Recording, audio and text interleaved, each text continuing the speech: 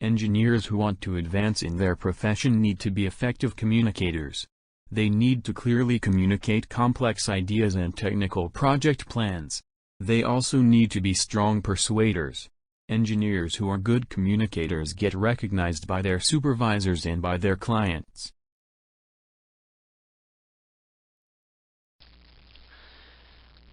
Hello. This talk's going to be a little bit about the engineering profession in the sense that it is one of three professions that exist in the world. We're going to start out by talking a little bit about the differences between a profession, a job, and an occupation. Because when I use those terms, a lot of times I may use them interchangeably, but there is actually a difference if you look at texts on this sort of thing. So we're going to start out by looking at what a job is.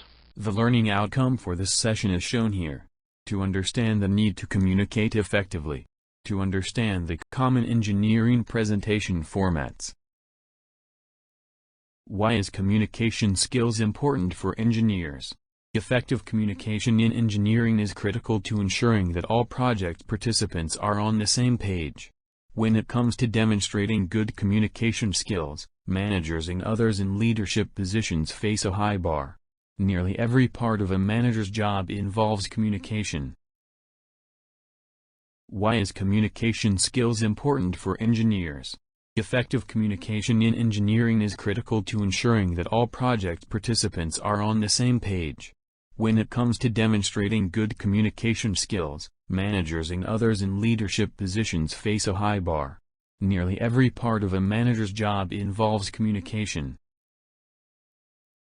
Problem solving is the act of defining a problem, determining the cause of the problem, identifying, prioritizing, and selecting alternatives for a solution, and implementing a solution. Finding a solution to a problem involves constructing a course of action that will transform your current situation into one where your objective has been achieved. Some problems require no further analysis once they have been defined effectively. The first step in the engineering design process is to define your problem. The simplest way to do this is to simply state the problem you are attempting to solve. But there can be more to defining the problem than just simply stating it. What kinds of expectations do you have for your solution? Once you understand everybody's needs in detail and the ins and outs of the situation, you can write a problem statement. This explains the problem, who is involved, and why it's important to solve. Defining the problem will help you figure out what kind of solution is best, whether it's simple or highly complex. As their name implies, simplifying assumptions are assumptions that are included in the model to simplify the analysis as much as possible. When a simplified model no longer predicts behavior of the real thing within acceptable bounds, too many simplifying assumptions have been made. Assumptions are the foci for any theory and thus any paradigm. It is also important that assumptions are made explicit, and that the number of assumptions is sufficient to describe the phenomenon at hand. Explication of assumptions is even more crucial in research methods used to test the theories. Engineering is basically problem solving. In order to do that, sometimes you can start with some conditions that are known. If too many are unknown, you make some assumptions to get the problem to a point where calculations can be done. When you talk about a profession, there's a lot of different uses of the word professional these days. A lot of times these are confused, or they may be confusing. If we talk about professionals versus amateurs, a lot of times we differentiate that in different ways. We say that a professional is somebody who's being paid to do work. Well, that's not necessarily the definition we're going to work with. And again, we're not necessarily working with a definition that an amateur is somebody who does unpaid work. We're really not interested in whether it's paid or unpaid. We're really going to be looking at some of the attributes of what makes you a professional.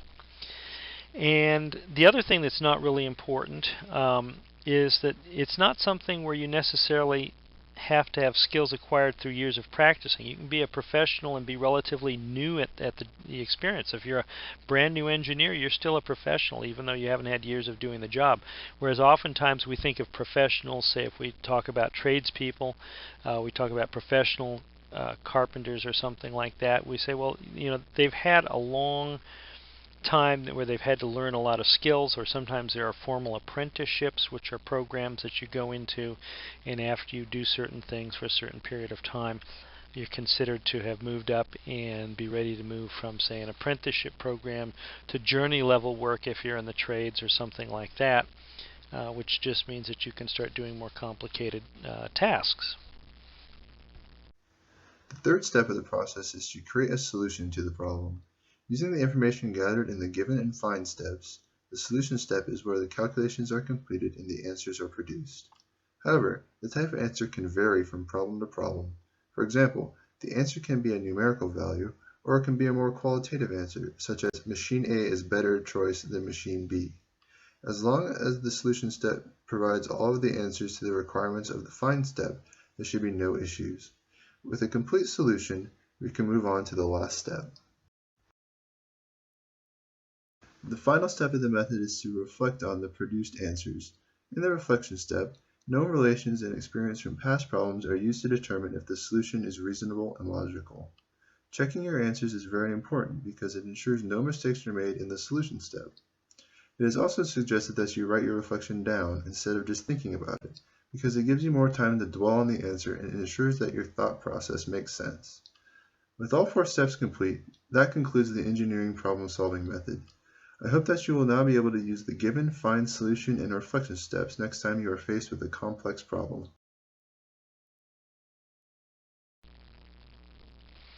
When you talk about a profession, there's a lot of different uses of the word professional these days. A lot of times these are confused, or they may be confusing. If we talk about professionals versus amateurs, a lot of times we differentiate that in different ways. We say that a professional is somebody who's being paid to do work. Well, that's not necessarily the definition we're going to work with. And again, we're not necessarily working with a definition that an amateur is somebody who does unpaid work. We're really not interested in whether it's paid or unpaid. We're really going to be looking at some of the attributes of what makes you a professional. And the other thing that's not really important is that it's not something where you necessarily have to have skills acquired through years of practicing. You can be a professional and be relatively new at the experience. If you're a brand new engineer, you're still a professional even though you haven't had years of doing the job. Whereas oftentimes we think of professionals, say if we talk about tradespeople, we talk about professional carpenters or something like that, we say, well, they've had a long time where they've had to learn a lot of skills, or sometimes there are formal apprenticeships, which are programs that you go into, and after you do certain things for a certain period of time, you're considered to have moved up and be ready to move from, say, an apprenticeship program to journey level work if you're in the trades or something like that, which just means that you can start doing more complicated tasks. Technical report that is required for a lab session or a course project needs to satisfy 2 requirements, in my opinion. First, it needs to be technical. That means any common engineer or anyone with a technical or engineering background should understand it. Secondly, it should have all the information and data that is needed to replicate the results presented in that report.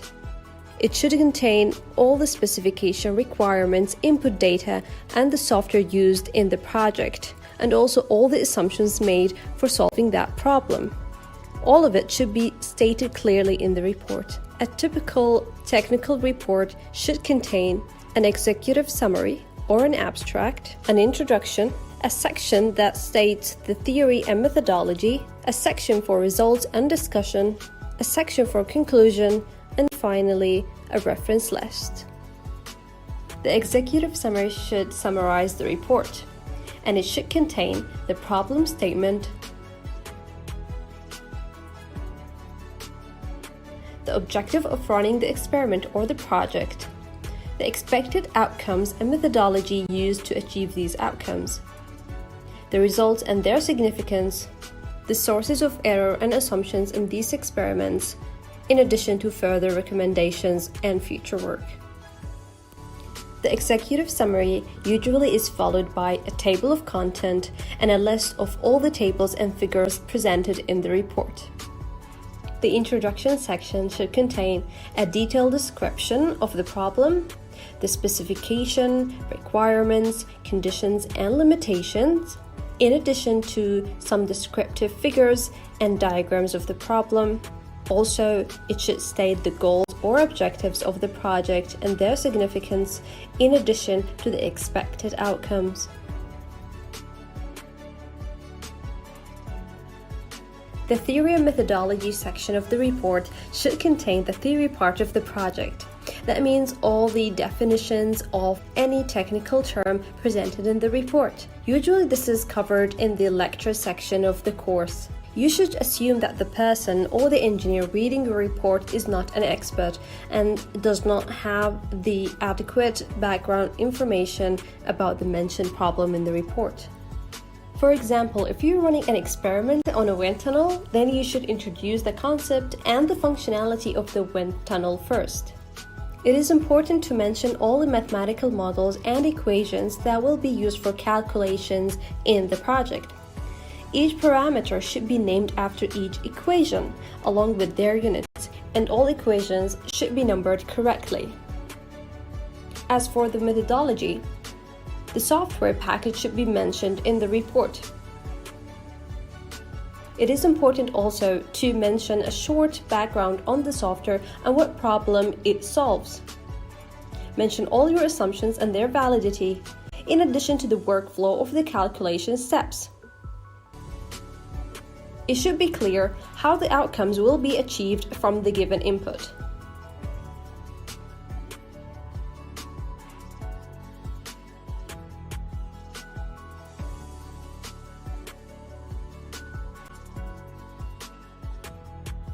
In the results and discussion section, you need to present all the results in the most suitable format, whether it is a figure, table, chart, or diagram. All the numbers should be big enough and clear to read. You need to spend some time in formatting these figures in Excel sheet. If the software provides ready graphs, they can be used if they are clear and consistent with the rest of the figures in the report. Otherwise, it is advised that you recreate them in Excel sheet if the raw data can be extracted from the software. All figures and tables should be numbered correctly.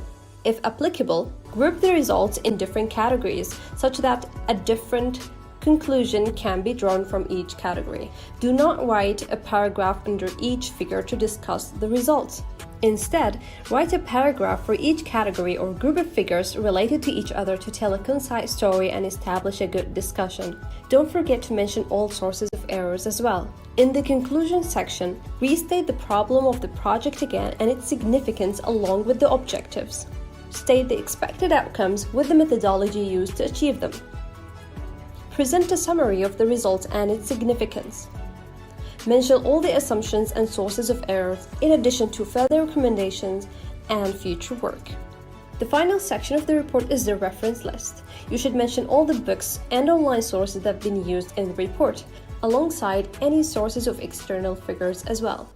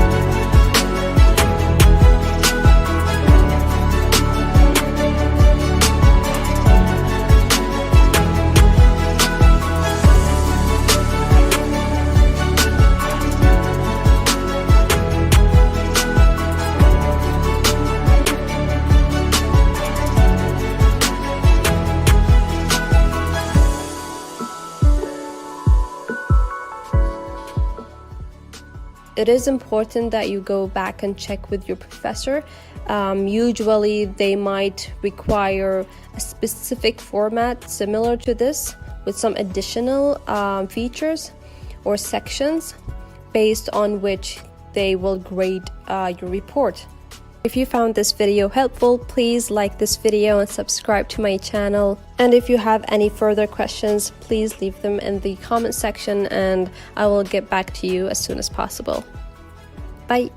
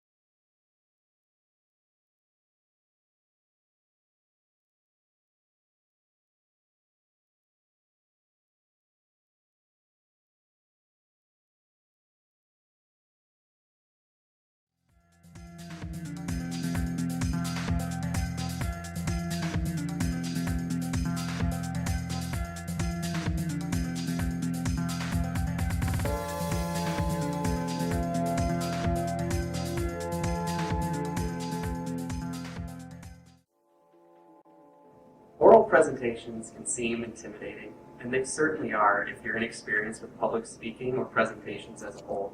The trick to being a successful presenter, even the first time around, is preparing for it the right way by keeping these next things in mind. There are 3 important elements to every presentation: understanding the presentation requirements, organizing your information, and knowing what you can do to be a successful presenter. Part of understanding the presentation requirements is understanding your audience. In general, your audience will be educated, but might not be experts in your field. Make sure to provide them with the appropriate amount of depth and background information. Second, determine your audio and visual materials. Many presenters supplement their speaking with a slideshow or other visual elements to help the audience retain information. Third, know your time limits. Presenters at any meeting or conference will be told how long their presentation can be. Presentations might be 10 minutes, with 5 minutes for question and answer. Presentations might be 40 minutes, with 10 minutes for discussion.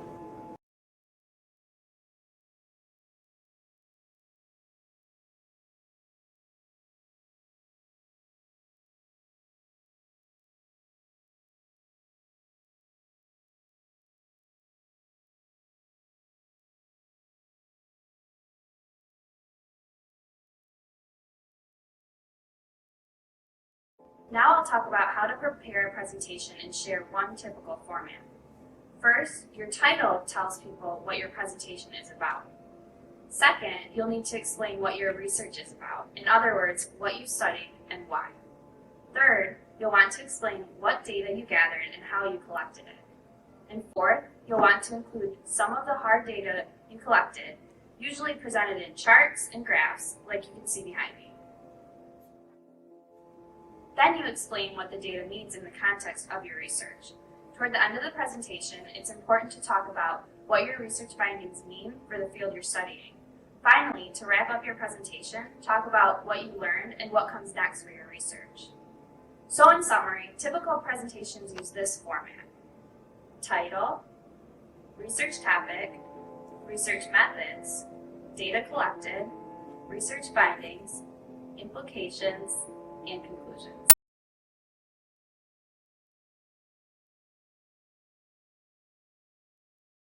After creating a presentation, the next step is to present the material. Here are 3 tips for successful presentations.